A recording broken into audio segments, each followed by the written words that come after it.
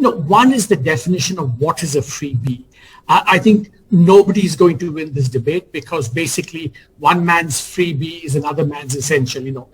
Let's say you give a power subsidy to a farmer, it's lifeblood for him, but for an environmentalist, it's kind of, pretty alarming to give this because it leads to declining water tables. Second, as you said, everybody is sinning in this. Every party, both the center and the states are sinning. So I think there's, so nobody has any moral high ground on this, as you quite rightly said, right?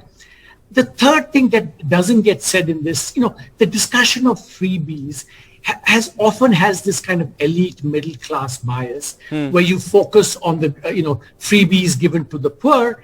And in fact, our system completely overlooks, the freebies that the middle class gets, in spades. In 2015-16, Mr. Arun Jaitley, when he was finance minister, he asked me to catalog and quantify what the freebies that the middle class was receiving in India.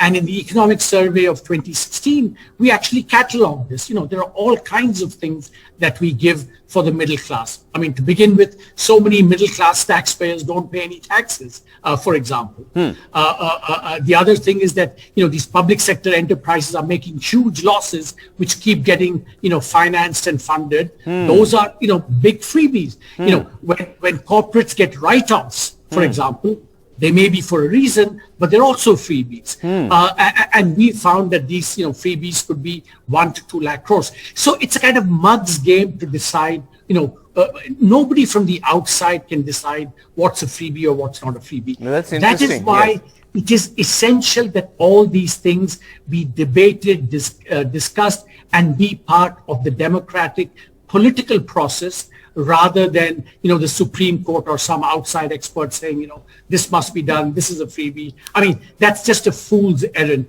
It has to be part of the democratic political process.